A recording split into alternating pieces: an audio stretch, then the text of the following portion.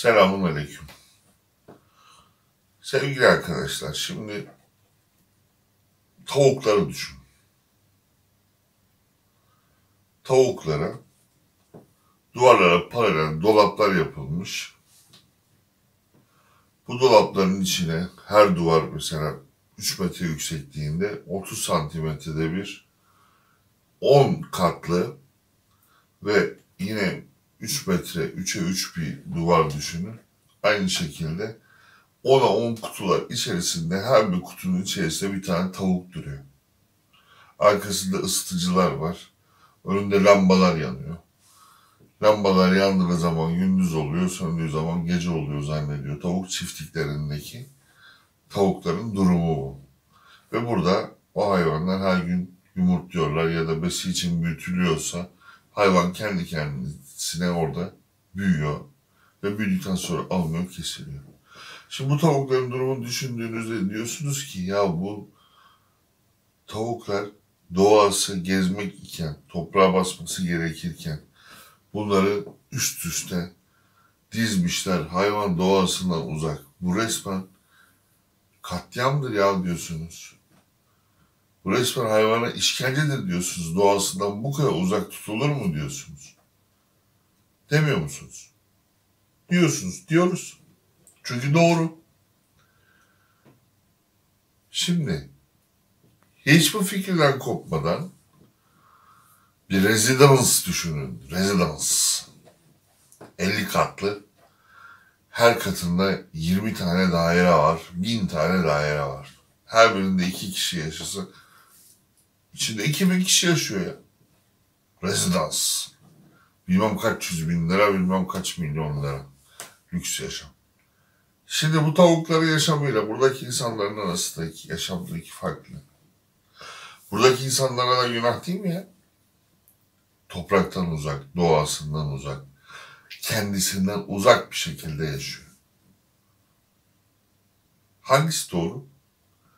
Tavukların gezen tavuk yumurtası diye birisi 1 liraysa 50 kuruşsa öbürü 2 lira. Ve birisi diğerinden ne kadar güzel. Çünkü doğal. Peki orada yaşayan insan, o rezidansta, beton içinde yaşayan. Büyük şeyleri düşünün.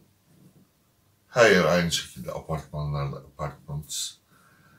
Efendime söyleyeyim, üst üste altında insan var, üstünde insan var.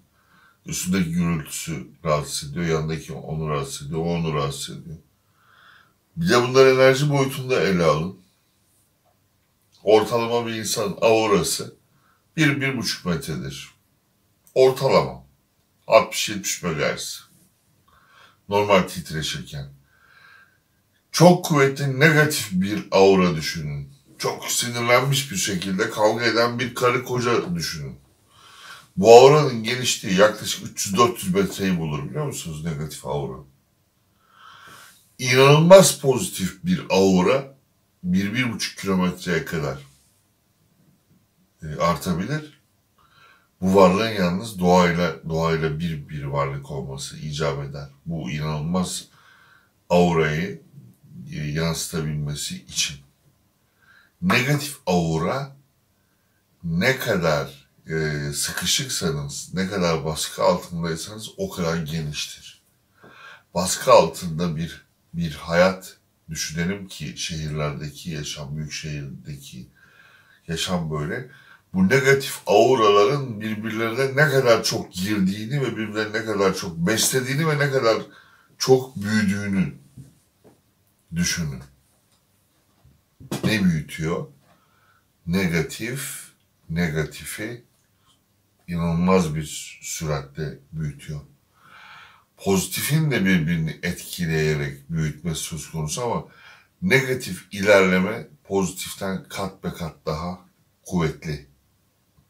Görüyorsunuz işte hastalık mı çabuk yayılıyor, iyileşme mi çabuk yayılıyor? Negatif faktörler çok hızlı bir şekilde diğerlerini etkiliyor. İnsan tamamen bir enerji alanından oluşuyor ve insanın hak ettiği enerji alanında yaşaması icap ediyor. insanın uyumlu olduğu alanda yaşaması icap ediyor. Baştaki tavuk örneğini unutmayalım. Şehirlerde üst üste doğamızdan çok uzak bir şekilde yaşıyoruz. Kendimizi bir an önce özümüz olan toprağa, doğaya atmamız gerekiyor. Çünkü özümüz bizim toprak, karbon. Topraktan yaratıldık. Topraktan yaratıldığımız ve toprağa yakın yaşadığımız yerde ateşten yaratılan ve ateşe yakın yaşayan varlıklarla da aramızda çizgiler, aramızda hudutlar var ve kendi doğamızda onlar kendi doğalarında yaşayacak. Her türlü dengenin tekrar oluşup nizamın insan doğasına uygun olarak cereyan edebilmesi için doğaya, özümüze dönmemiz gerekiyor. Bunun yanında hemen bir parantez açıp ruhsal kimliğimizi tekrar hatırlamamız ve beden taşıyan bir ruh olduğumuzu tekrar idrak etmemiz icap ediyor. Biz önce ruhsal bir bütünlüğüz. Ondan sonra bedensel bir bütünlüğüz ve bir nefse sahibiz. Ruhsal olarak kimliğimizi aktive edip bunun farkındalık halini tekrar hatırlayıp ruhsal bütünlüğümüze ve kalbimize döndüğümüzde olması gereken enerji bize doğru akmaya başlayacak. Yeniden akmaya başlayacak. Şu an kesinti halindeyiz. Bu kesinti sebebiyle bu rahatsızlıklar, hastalıklar, efendime söyleyeyim, enerji bozuklukları, stres bozuklukları, psikolojik bozukluklar, bunların hepsi paralize olarak hayatımızın içinde ve negatif dalgalara maruz kalarak maalesef kendimizden uzaklaştıkça yok olmaya doğru gidiyoruz. Doğayı efendime söyleyeyim, doğanın dengesini bozdukça kendi dengemiz de bozuluyor. Çünkü biz dünyaya, dünyanın doğasıyla uyumlu bir şekilde gönderildik ve bu uyumu doğada bizden başka bozan bir varlık yok. Bozan da biziz, bunu tamir edecek olan da biziz. Burada idrak noktasına tekrar ulaşmamız lazım. Bunun için bilgiyle, ilimle, bunun için eski tecrübelerin tekrar hatırlanmasıyla ve bunun için birbirimiz üzerinden geçmekte olduğumuz gelişim okulunda, ilerleme okulunda ve eğitim okulunda olduğumuzun tekrar idrakiyle ve hatırlanmasıyla geri dönüş yapmamız lazım. Bir an önce bu dönüşe geçmemiz gerekiyor. Dönüşün ilk yolu hatırlamak. Ne olduğumuzu, kimliğimizi, nereden geldiğimizi, dünyada ne yapmamız gerektiğini hatırlamak. Nefsimize hakim olmak. Nefsimiz bizim gütmek ve kumanda etmek zorunda olduğumuz bir unsur. Dümende olmamız ve onu ivmelendiren hareketi bizim vermemiz gerekiyor. Nefs dümene geçerse,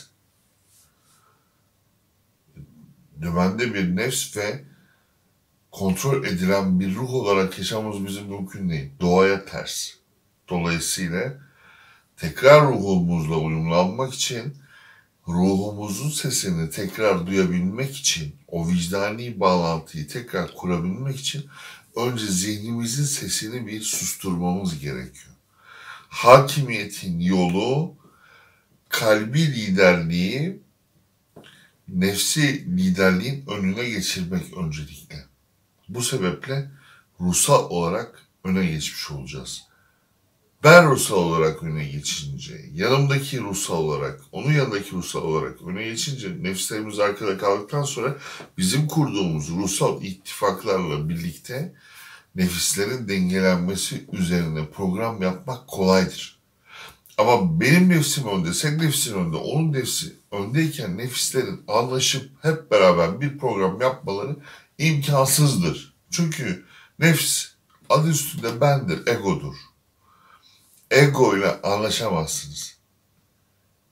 Egoyu yönetirseniz, bu cihatı kazanırsanız nefsinize karşı, egonuza karşı, diğer egolara karşı da başarılı olma şansınız olur.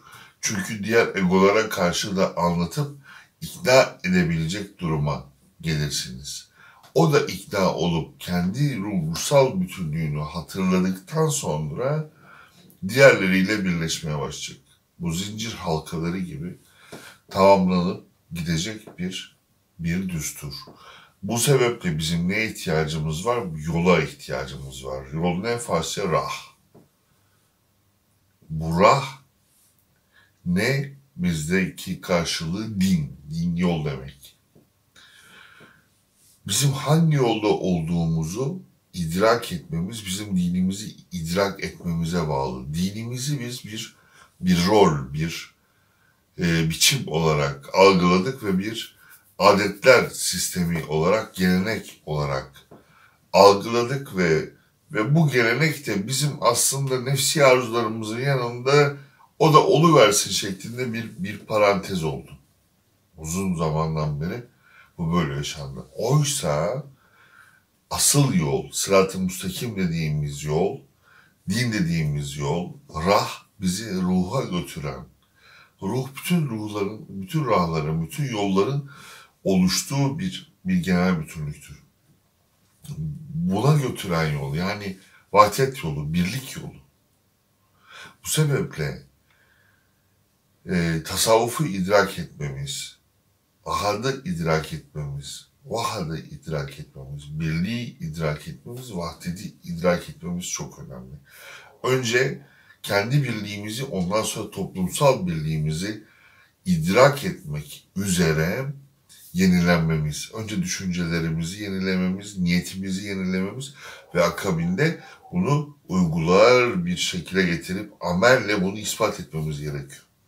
Kötü alışkanlık yok bir kere. Kötü alışkanlıkları unutun bundan sonra. Kötü alışkanlıklardan kurtulup temiz yiyecek düzeni, temiz konuşma düzeni, temiz yaşama düzeni, temiz enerji, temiz hava, her şeyi bizim doğamıza uyumlu olduğu halde yaşamamız gerekir. Ki ilerleyebilelim, gelişebilelim. Bu içinde bulunduğumuz son yüzyıl, Birinci, İkinci Dünya Savaşı'nın yaşanmış olduğu çok fazla insan katliamını yapıldı ve insanın birbirini son derece süratle yok ettiği ve aynı süratle de doğayı yok ettiği bu son yüzyıl geride kaldı ve inanılmaz bir şekilde tahrip ettik doğayı. Bakın bu virüs hadisesi 2-3 aylık mevzuda hava bile tekrar temizlenmeye başladı. Sular temizlenmeye başladı. Deniz temizlenmeye başladı. Bakın yunuslar İzmit Körfezi'nde bile yüzmeye başladı. Tekrar kendini göstermeye başladı. Dünyanın değişik yerinde efendime söyleyeyim hayvanlar aleminde de bir canlanma başladı. Bunların olması, efendime söyleyeyim, işte arıların devreye girmesi, böceklerin devreye girmesi, diğer alemlerin devreye girmesi, geri kalanların devreye girmesiyle hayattaki eksiklerin tekrar tamamlanması üzerine bir dönem frenler gerekiyor. Şu an bu frenlerden birini yaşıyoruz. Bunu çok iyi kullanıp bu rüzgarı yelkenimize çok iyi verip buradan ivmelenerek hareket etmemiz ve tekrar söylüyorum, çok iyi tefekkürle, çok iyi planlamayla önce bireysel olarak, ondan sonra bunu da toplumsal düzey platforma yayarak birliğin, vahdetin, birlikteliğin verdiği ruhla birlikte tekrar hep birlikte yürüyecek planı ve programı yapmamız icap ediyor arkadaşlar. Bugünkü sohbetimizde böyle bir yumuşak bir yaklaşımla birlikte genel durumu özetleyelim diye düşündük. Sağlıklı, afiyetle kalın. Hayırlı Ramazanlar olsun. Selamünaleyküm.